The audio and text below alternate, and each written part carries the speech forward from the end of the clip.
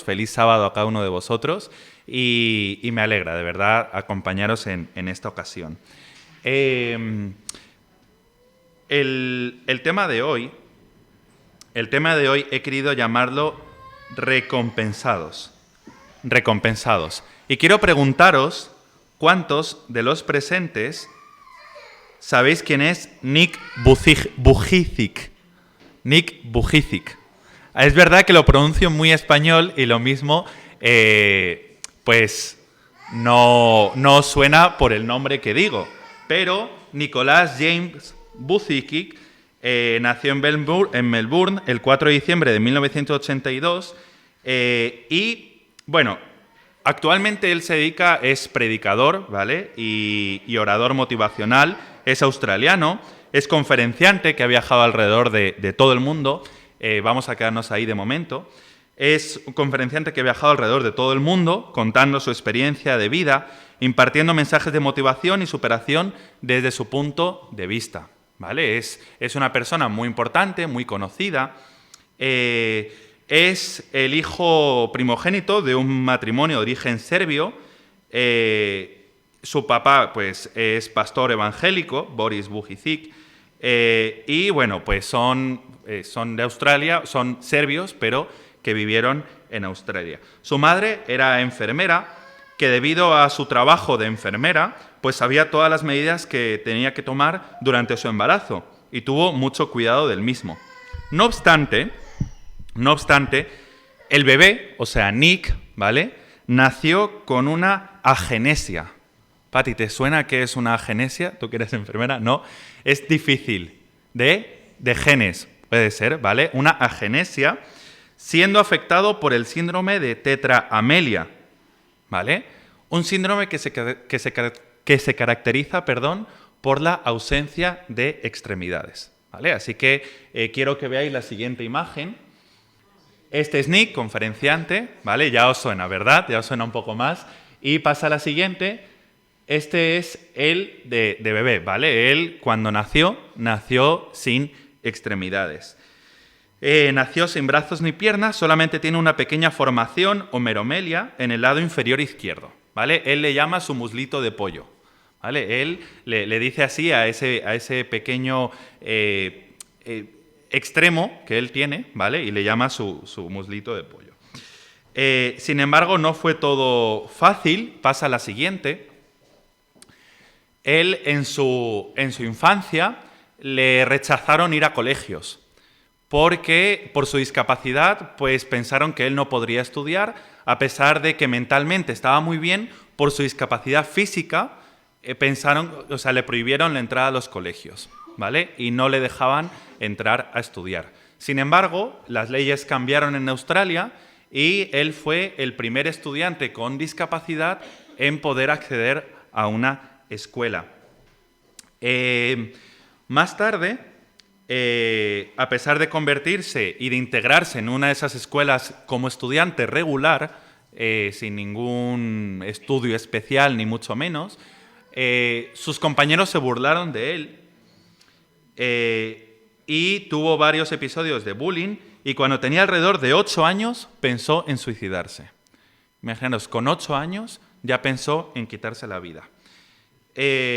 A los 10 años, ¿vale?, al no poder hacerlo con 8 años, a los 10 años intentó quitarse nuevamente la vida metiéndose en la bañera, con la bañera llena de agua, y se metió dentro y se intentó quitar la vida, pero no se dejó morir por recordar el amor que le tenían sus padres, ¿vale? Es decir, él mismo luego se arrepintió de eso al recordar el amor que le tenían sus padres. Pasa a la siguiente. Este ya es él de adulto, ¿vale? Y pues es curioso porque él comenta que después de orar numerosas veces para que crecieran sus brazos y piernas, se sintió finalmente agradecido por su vida y se dio cuenta que era el único en la clase de retos que tenía que enfrentar y que su vida podría inspirar a otras personas. O sea, yo no sé si alguno de vosotros alguna vez habéis orado pidiendo a Dios que quite algo muy fuerte que hay en vuestra vida y habéis sentido que Dios no respondía o que simplemente eso seguía y que Dios estaba haciendo como oídos sordos a ello, ¿no? A mí me ha pasado.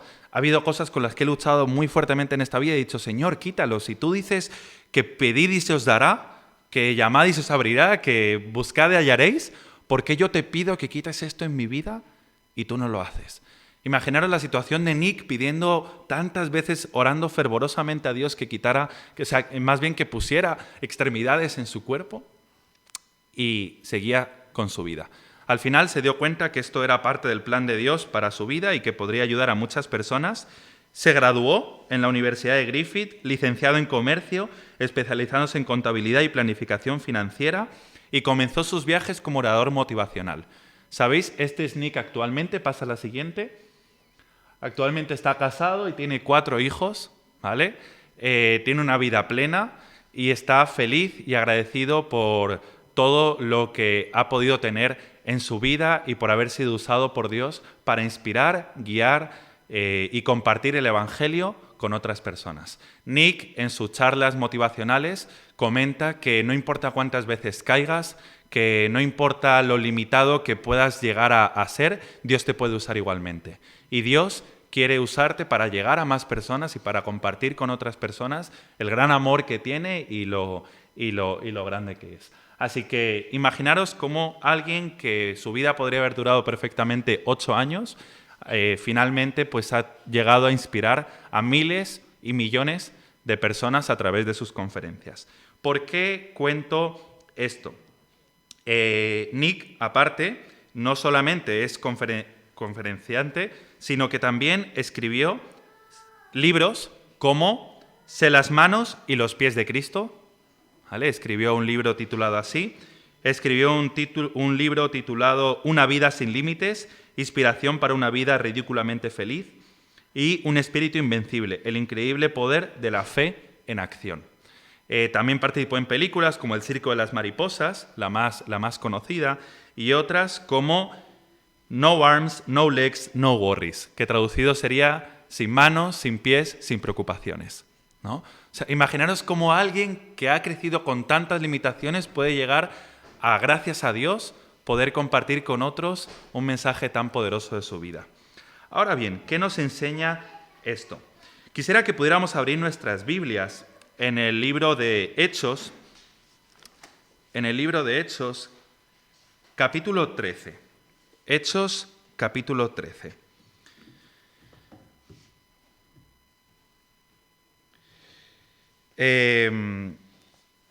Hechos, capítulo 13 nos enseña que no importan las dificultades que haya, que no importa lo difícil que sea el camino, siempre que nuestro objetivo esté claro y tengamos la voluntad de servir a Dios, el Señor podrá bendecir nuestros actos y las personas a las que lleguemos. Me gustaría que pudiéramos leer a partir del versículo 6 hasta el versículo 12 en la primera parte de este tema. Dice así, Hechos 13, 6 al 12. Habiendo atravesado toda la isla hasta Pafos, hallaron a cierto mago, un falso profeta judío llamado Barjesús, que estaba con el procónsul Sergio Paulo, varón prudente. Este, llamando a Bernabé y a Saulo, deseaba oír la palabra de Dios, pero lo resistía Elimas, el mago, pues así se traduce su nombre, intentando apartar de la fe al procónsul. Entonces Saulo, que también es Pablo, lleno del Espíritu Santo y fijando en él los ojos, le dijo: lleno de todo engaño y toda maldad, hijo del diablo, enemigo de toda justicia, ¿no cesarás de transformar los caminos rectos del Señor? Ahora pues, la mano del Señor está contra ti, y quedarás ciego y no verás el sol por algún tiempo. E inmediatamente cayeron sobre él la oscuridad y las tinieblas, y andando alrededor buscaba quien lo condujera de la mano. Entonces el procónsul, viendo lo que había sucedido, creyó, admirado de la doctrina de Dios.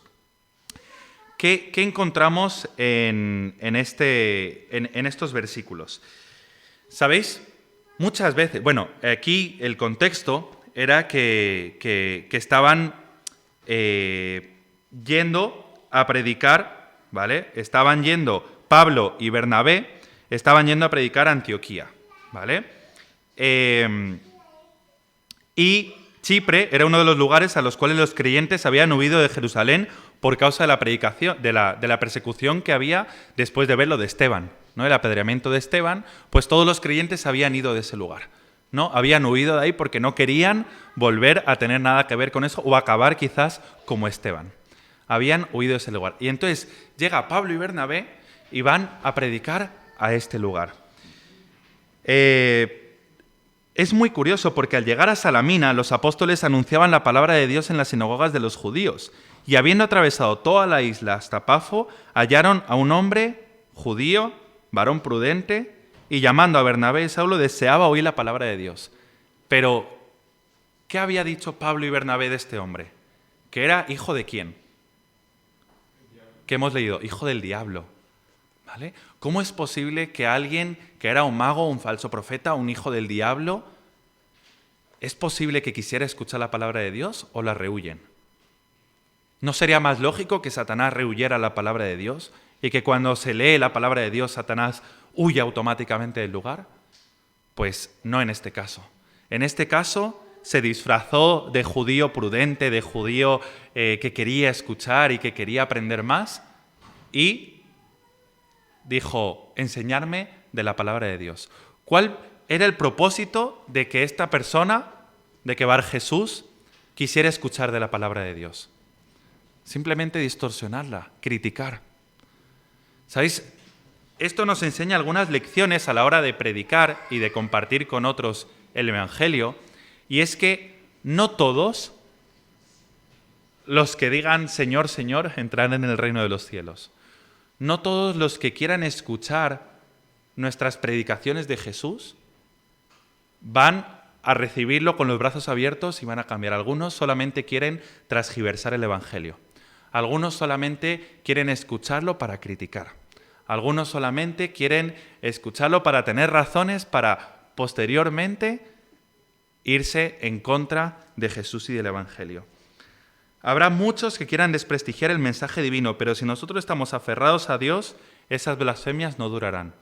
¿Sabéis? Pablo y Bernabé estaban tan convencidos que Dios les había enviado y que iban con el Espíritu Santo, que en el nombre de Jesús le dijeron a esta persona, a partir de este momento vas a quedar ciega.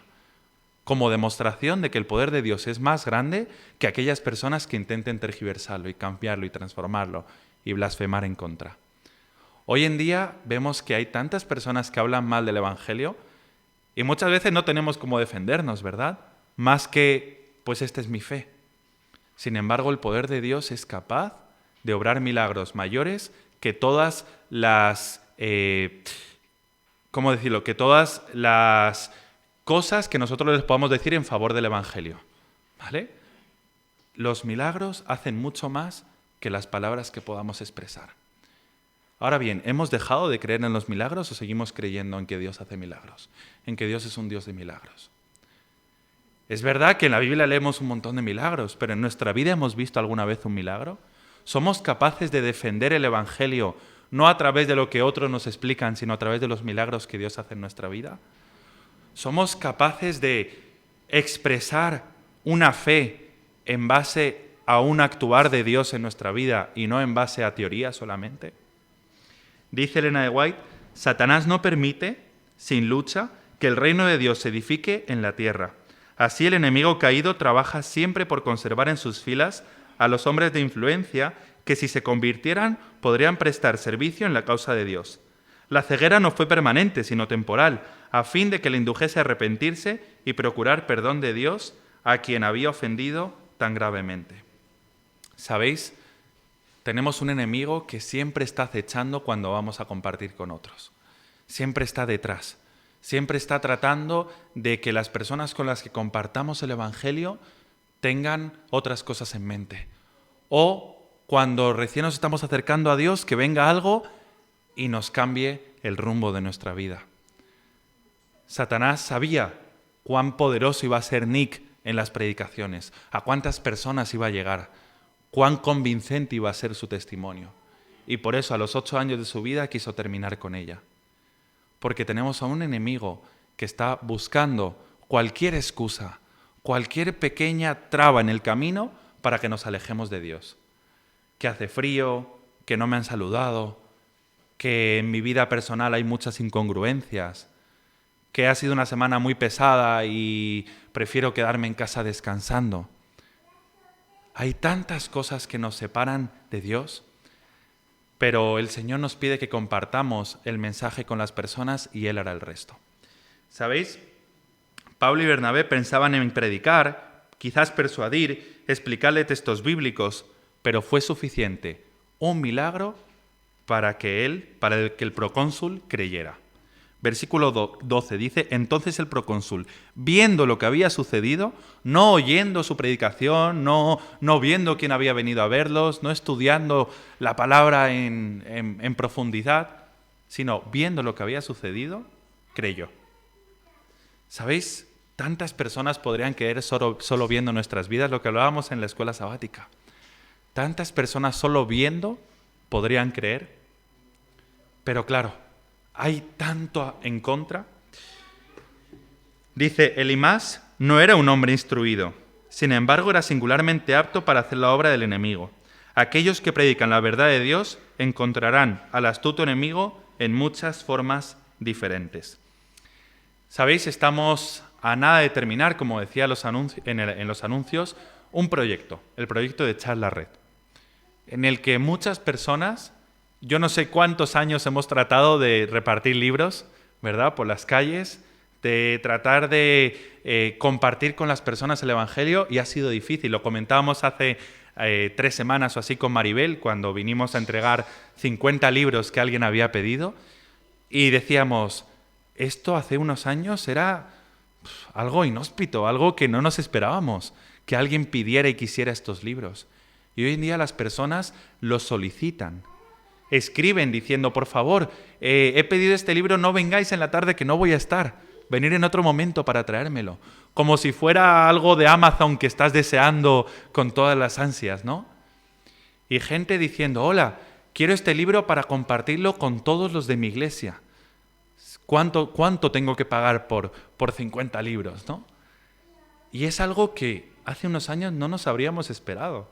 Pero gracias a Dios se puso en mente en la unión, ¿no? En alguien de la unión, y dijo, ¿por qué no hacemos una publicidad utilizando las redes sociales y la actualidad para que otros conozcan de Dios? Y sabéis, Elena de White también en el Evangelismo, página 99, dice, se necesitan obreros con mentes claras para idear métodos para alcanzar a la gente. Algo debe hacerse para quebrantar el prejuicio existente en el mundo contra la verdad. Se necesitan ideas nuevas. Se necesita romper con el prejuicio que la gente tiene hacia el Evangelio. No, que todas las religiones son solo por interés propio. No, que todas las religiones solo buscan convencer de algo a los más ignorantes. Que la religión no es simplemente algo altruista, sino que hay algo por detrás, ¿no? Que la religión simplemente es para gente débil, que busca saciar sus problemas en un Dios que es todo amor. Tantos prejuicios hay, y nosotros, ¿cómo estamos rompiéndolos? ¿Cómo estamos sirviendo en la mano de Dios? El primer punto es que el bien siempre triunfa, ¿vale? El bien siempre triunfa, a pesar de que este hombre, Elimás, el mago, quisiera corromper el Evangelio, Pedro y Bernabé triunfaron sobre este hombre y le enseñaron que Dios puede más que el falso Dios, que sus milagros son más poderosos que un falso profeta, que alguien que haga milagros falsos, que alguien que se haga pasar por Dios, ¿vale? Segundo punto, hablar de lo que hace falta sin miedo. Hechos 13:23, ¿vale? Nos explica, a partir del versículo 15, dice, después de la lectura de la ley y de los profetas, los altos dignatarios de la sinagoga mandaron a decirles, hermanos, si tenéis alguna palabra de exhortación para el pueblo, hablad. Y entonces Pablo se levantó y, hecha la señal de silencio con la mano, les dijo, israelitas y los que teméis a Dios, oíd. Y empieza todo un discurso. Pero ¿sabéis?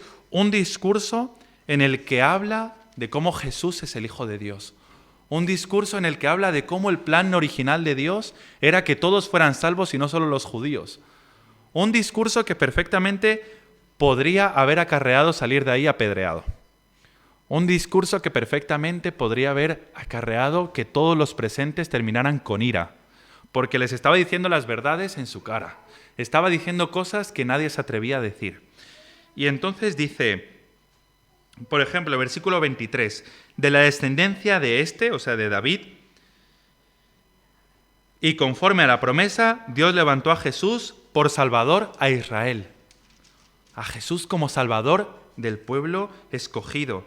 Versículos 28 al 30 dice, sin hallar en él causa digna de muerte, pidieron a Pilato que se le matara. Y cuando se cumplieran todas las cosas que en él estaban escritas, lo bajaron del madero y lo pusieron en el sepulcro. Pero Dios lo levantó de los muertos.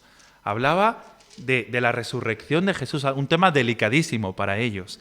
Por otra parte, versículos 38 y 39 dice, sabed pues esto, hermanos, que por medio de él se os anuncia el perdón de los pecados, y que todo aquello que no pudisteis ser justificados por la ley de Moisés, en él es justificado todo aquel que cree. O sea, fijaros, es como si hoy en día tocáramos los temas más delicados de la religión y los expusiéramos desde un punto de vista bíblico tan claro que no hubiera nadie que lo refutara. ¿Nos atreveríamos a hablar en un foro muy limitado de creencias? ¿Nos atreveríamos a hablar de nuestras creencias? ¿Nos atreveríamos a defender y exponer aquello en lo que creemos a pesar de ser criticados y de saber que opinan todo lo contrario? ¿O no nos atreveríamos? Muchas veces tenemos cierto cuidado, ¿no?, al hablar desde el frente porque, hay muchos que nos están viendo de otras quizás religiones, ¿no? Es que este mensaje, hablarlo hoy, que hay visitas, delicado. Es que, claro, quizás la iglesia no está preparada para este mensaje tan contundente y tan claro, ¿no?, sobre el sábado, sobre el bautismo, sobre la Santa Cena. Sin embargo, Dios nos manda a hablar de lo que hace falta sin miedo. Pablo y Bernabé sabían a qué se enfrentaban al presentar a Jesús como Salvador del mundo, pero lo hicieron sin titubear, con pruebas y siendo conscientes de que se jugaban la vida en ello. Elena de White comenta sobre esto y dice, sus corazones estaban llenos de ferviente amor por las almas que perecían. Como fieles pastores que buscaban las ovejas perdidas, no pensaban en su propia comodidad y conveniencia. Olvidándose de sí mismos, no vacilaban frente al cansancio, el hambre y el frío. No tenían sino un objetivo en vista: la salvación de aquellos que se habían apartado del redil. Fijaros qué bonito. Pablo y Bernabé no les importaba pasar hambre, pasar penurias, no les importaba prácticamente su vida. Eran kamikazes, iban directos al centro del problema, pero sabiendo en quién habían creído, sabiendo que Dios estaba a su lado. Y no tenían miedo de predicar. Yo recuerdo, en alguno de los viajes que he hecho, siempre me da cierto temor hablar con personas nuevas, ¿no? Romper ese hielo y comentarles y hablar me da cierta angustia. Entonces trato de evitarlo por completo. Y recuerdo que estaba en un aeropuerto y yo pensando en el avión, ¿no? Y yo diciendo, me subí al avión y todavía nadie se sentaba a mi lado, ¿no? Y era un viaje largo, me parece que era desde Estados Unidos hasta aquí, hasta España, unas 8 horas de vuelo, ¿no? Y entonces yo pensando, Señor, que nadie se sienta a mi lado, por favor, deja libre este sitio. Y yo orando por eso, porque decía, es que, claro, 8 horas con alguien al lado, mínimo es un saludo, y ese saludo luego conlleva otra conversación, y voy a tener que hablar con esa persona, y no me voy a librar de hablar las 8 horas. Entonces, yo pidiéndole a Dios, imaginaros, que no pusiera a nadie a mi lado, porque estaba consciente de que en el momento en el que tuviera que entablar una conversación con esa persona, tendría que aprovechar la oportunidad para hablarles de en quién he creído. Y de repente se sienta una persona a mi lado. Y yo diciendo, pues nada, me pongo los cascos para no hablar, ¿no? Y yo tratando de evadir todo lo que podía el hablar con esta persona. Y de repente me pide que... Me hace así como con el codo para decirme algo, yo me quito los cascos, me dice, hola, perdona, ¿te importa cambiarme de sitio porque esto? Y yo le digo, no me importa. Y entonces nos cambiamos de sitio y ya me empieza a hablar, ¿no? Ay, gracias, es que me da miedo esto, es que lo otro, ¿y tú qué tal? ¿A dónde vas? Y yo, no puede ser. Y entonces fue, la verdad que lo cuento, pero lo cuento avergonzado, porque me avergoncé del Evangelio, me avergoncé de contar aquello en lo que creía. Pero era algo que el Señor había dispuesto, ¿no? Hablé con esta persona, le dije que yo estaba estudiando para ser pastor, que en lo que yo creía, me dijo que tenía un familiar adventista, que conocía la religión, que qué bueno, y nos dimos el contacto, ¿no? Y nos dimos el contacto y dijimos, oye, pues ahí en España, a ver si algún día nos vemos. De esto que, bueno, al final es por compromiso, porque es muy difícil luego coincidir y verse, pero ahí quedó la semilla plantadita, ¿no? Y ella me dijo, primera vez que veo a un pastor tan joven y alguien estudiando teología y cómo eso surgió en ti, alguien tan joven que quiera servir a Dios y qué bonito de ver. ¿Sabéis? ¿Cuántas veces evitamos hablar con la gente, ¿no? Y nos ponemos a pensar, ¿para qué empezar una conversación si es un viaje en bus que va a durar 3 paradas, ¿no? Si me bajo en 3 paradas. Estábamos hace muy poquito con Leana, mi esposa, en Suiza, ¿no? Y hay una señora que es muy efusiva a la hora de compartir el Evangelio, tanto que a mí me daba vergüenza, ¿no? Porque en países de Europa la gente es más distante, ¿verdad? En el bus nadie habla fuerte para no molestar a otros y todos van como en su mundo, ¿verdad? Pues esta mujer se sube a los tranvías y todo, saca de su bolso corazones con versículos que ella misma ha escrito, impresos así a mano, y empieza a repartir a la gente corazones. ¿No? Y dice, Dios te ama, no sé qué, Dios te ama. Y cuando alguien le dice algo como gracias, qué bonito, ya está la llave para regalarle una Biblia. Entonces saca una Biblia de su bolso y les regala una Biblia. ¿Sabéis cuántas Biblias ha comprado esta mujer de su bolsillo?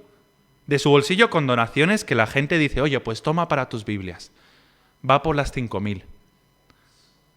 Su récord, pues eso, va de 1.000 en 1.000, ¿no? Ya llegó a las 5.000, ahora quiere comprar otras 1.000 Biblias más y llegar a las 6.000. Y va de 1.000 en 1.000. Y llena su bolso y llena todo con Biblias. Y va, y cualquier persona que sea propicia a empezar a escuchar el mensaje, Biblia. Nos cuenta que tiene un sueño. A ella le encantan los corazones, ¿no? Y como pues tiene corazones de todo tipo, y tiene un sueño de crear una Biblia en forma de corazón, ¿no? Para repartirlo. No sé en qué podría servir, pero es su sueño, ¿no? Crear una Biblia en forma de corazón. Y recuerdo que cuando estábamos allí hizo lo mismo, ¿no? Nos subimos al bus, subieron un montón de jóvenes y yo, no, por favor, a estos jóvenes no, qué vergüenza, no, a los jóvenes no lo hagas. Se saca la mano del bolso y empieza a repartir corazones a todos los jóvenes. Yo quería esconderme no sé dónde y decir, yo no voy con ella, ¿no? Pero ¿sabéis qué bonito fue ver que había algunos jóvenes que le tomaban una foto al corazón y lo subían a su Instagram? Ahí, al momento, al instante. Y yo decía, hombre de poca fe, tú que ni te hubieras atrevido a hablar con ellos y quizás para muchos de ellos eso fue el clic que necesitaban o el versículo que necesitaban. ¿Cuántas veces no nos atrevemos a compartir ese mensaje que muchos necesitan por vergüenza, por temor o porque simplemente ni nosotros lo tenemos claro, ¿no? Pero Dios nos manda a ir y predicar el mensaje sin miedo. Ir seguros de en quién hemos creído. Por último, en Hechos 13, 45 al 49 leemos lo siguiente. Viendo los judíos la muchedumbre, se llenaron de celos y rebatían lo que Pablo decía, contradiciendo y blasfemando.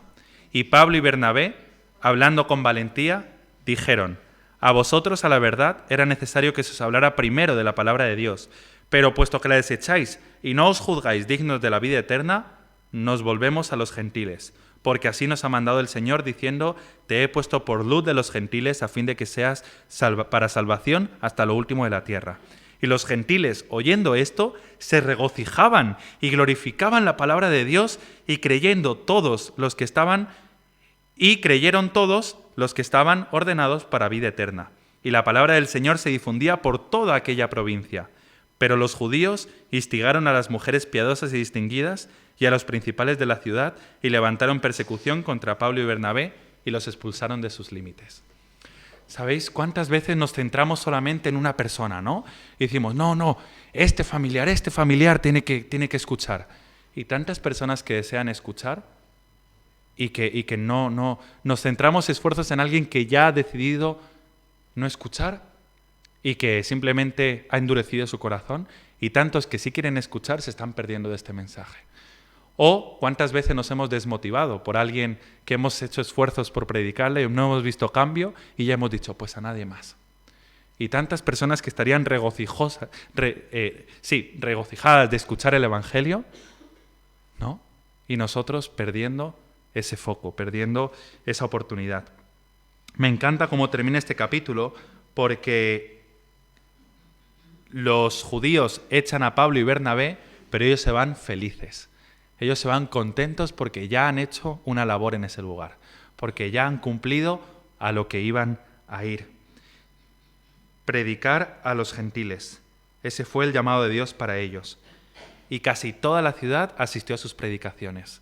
Imaginaros, se fueron allí y les pidieron que volvieran a la siguiente semana. Les dijeron, oye, nos encanta lo que nos predicas, vuelve a la siguiente semana.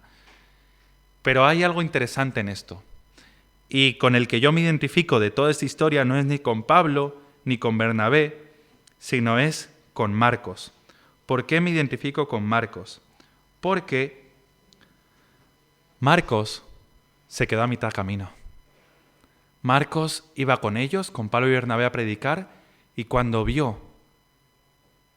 se dio cuenta de lo difícil que iba a ser ir a esa ciudad a predicar, él dijo, no, me regreso. Y no fue a predicar. Y se regresó. Y dice Elena de White que durante mucho tiempo Pablo tuvo mucho rencor hacia Marcos. Sí, Marcos, el que escribió el libro de Marcos. Tuvo mucho rencor hacia él porque dijo, este hombre no está preparado para esparcir las buenas nuevas del Evangelio. Porque si se ha vuelto a las primeras de cambio, no está preparado. Sin embargo, Bernabé siguió ahí con Marcos, siguió animándole, siguió motivándole, siguió diciéndole, Marcos, no pasa nada porque no hayas estado listo. Tú todavía puedes ser un siervo en manos de Dios. Y Marcos finalmente hizo las paces con Pablo. Pablo confió en él y después es el Marcos que todos conocemos, ¿no? El que siguió a Jesús, el que estuvo ahí, el que compartió las buenas nuevas, el que escribió el Evangelio. Así que, dice Elena de White, avanzando por la fe, Pablo trabajaba incesantemente por la edificación del reino de Dios entre aquellos que habían sido descuidados por los maestros de Israel. ¿Sabéis? Quisiera terminar recordando que no importa todo aquello que haya en nuestra contra en la predicación del Evangelio. No importa todos los inconvenientes que tengamos. El Señor desea usarnos. El Señor quiere hacer una obra grande a través de cada uno de nosotros. No importa si sabemos más, si sabemos menos, si nos trabamos al hablar, si no nos trabamos al hablar, si somos más guapos, más feos, si tenemos más dificultades, menos. Si Dios usó a Nick para compartir y comentar con tantos aquello que Dios hizo en su vida, también quiere usarnos a nosotros. Quiere que seamos inspiración para otras personas.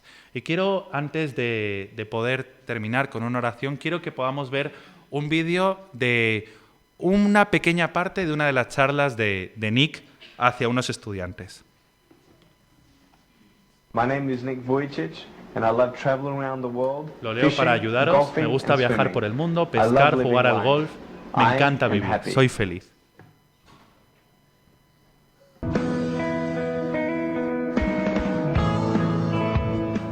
Este es él haciendo todo tipo de actividades.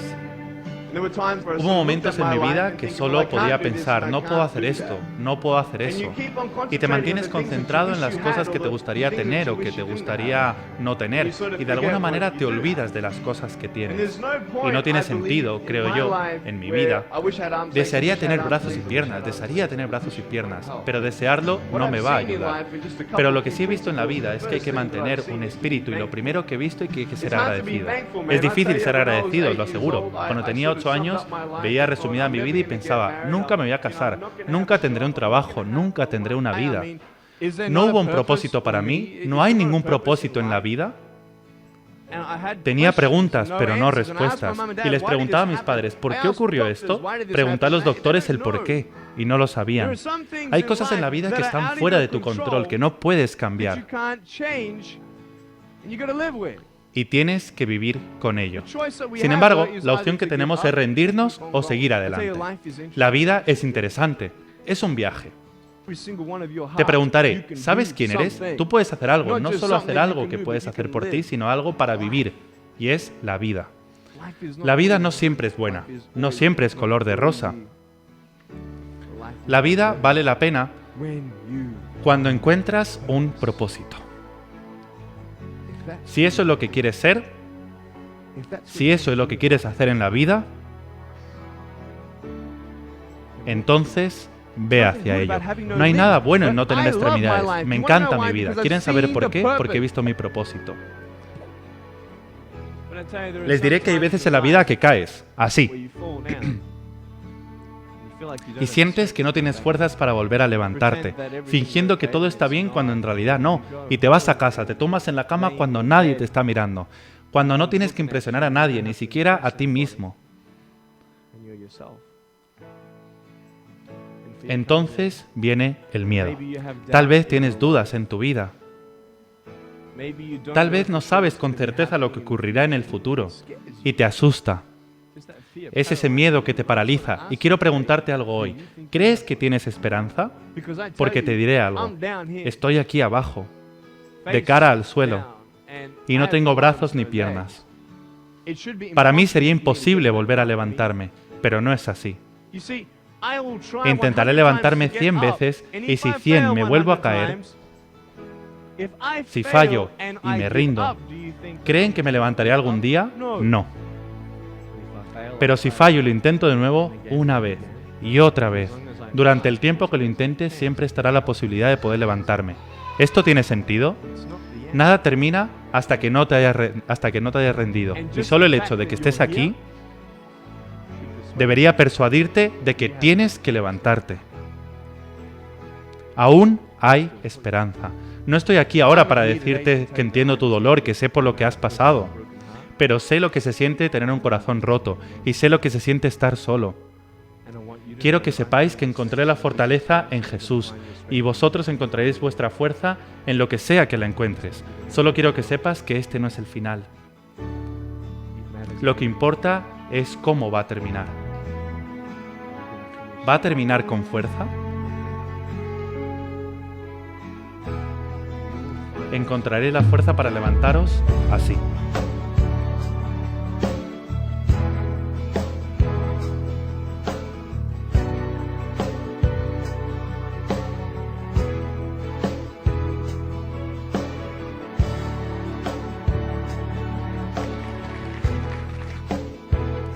A pesar de lo difícil que fue para él, Nick encontró un propósito en la vida y trabaja en lo que le gusta y está casado y tiene hijos.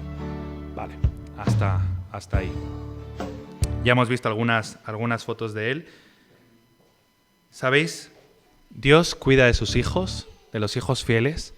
Desea usarnos a pesar de nuestras dificultades, de nuestros problemas. Y no hay nada, por más difícil que sea, por más difícil que lo hayamos pasado, no hay nada que nos impida ser testimonio para otros y ayudar a compartir ese mensaje de que Dios ha hecho milagros en nuestra vida con otras personas. Si Nick pudo levantarse, cualquiera de nosotros puede levantarse, volver a intentarlo, volver a compartir con otros aquello que Dios ha hecho en mi vida, por más decepciones que hayamos pasado, dificultades y problemas. Quiero terminar con un versículo que se encuentra en Romanos 8:28 y dice: sabemos que los que aman a Dios, todas las cosas les ayudan para bien. Esto es, a los que conforme a su propósito son llamados. Que el Señor pueda ayudarnos a confiar en Dios, a entregarle a Él todas nuestras cargas y a ponernos en sus manos. Porque si nos ponemos en sus manos, Él hará milagros a través de nosotros a pesar de los rotos o complicada que sea nuestra vida o desmotivados que estemos, porque Él desea usarnos para bendecir a otros.